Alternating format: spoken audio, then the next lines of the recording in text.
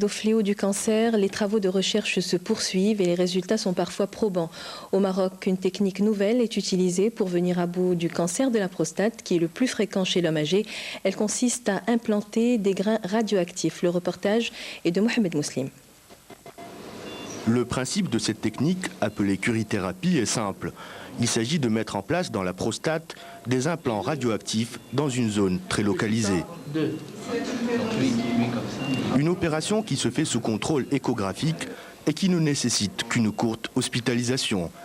Au Maroc, c'est l'équipe du professeur Chefchaouni, composée d'urologues, de radiothérapeutes et de physiciens, qui est pionnière dans ce domaine.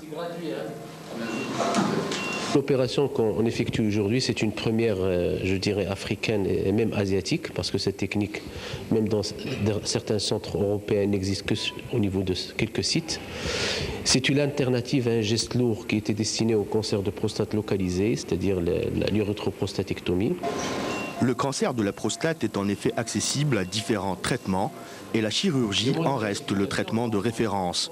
Mais tous présentent des effets secondaires spécifiques, entre autres l'impuissance et l'incontinence urinaire. La curithérapie permet d'éviter ces inconvénients.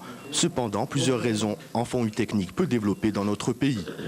Pour le moment, malheureusement, en raison du prix des grains, c'est une technique qui coûte relativement cher pour le malade marocain. Bon, au Maroc, je ne pense pas que pour le moment on fera beaucoup de malades parce que nous voyons surtout des cancers évoluer, mais avec une politique de dépistage et d'information, on pourrait permettre aux malades de consulter tôt et d'avoir des petits cancers de la prostate qui pourront bénéficier de cette technique. D'après les statistiques internationales, le cancer de la prostate affecte plus d'un homme sur 4 au-delà de 75 ans. En termes de fréquence, il se place en deuxième position après le cancer du poumon. Alors, ne devrait-il pas représenter aujourd'hui une priorité en matière de santé publique ? Docteur Mounir Chefchaouni, bonsoir. Bonsoir. Alors vous êtes urologue et vous avez participé ce matin à une opération qui utilise cette nouvelle technique.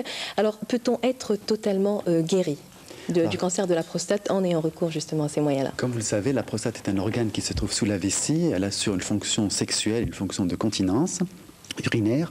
Quand le cancer est découvert très tôt, c'est-à-dire localisé à la glande, sans métastase, on peut souvent le guérir.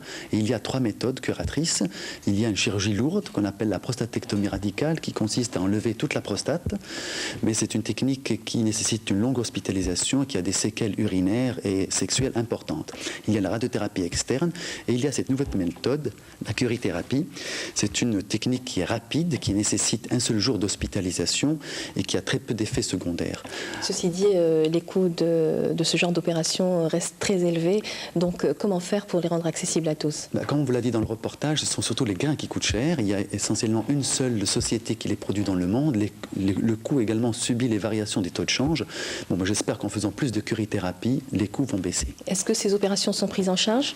Elles sont prises en charge essentiellement par des assurances privées, ici, encore à Casablanca.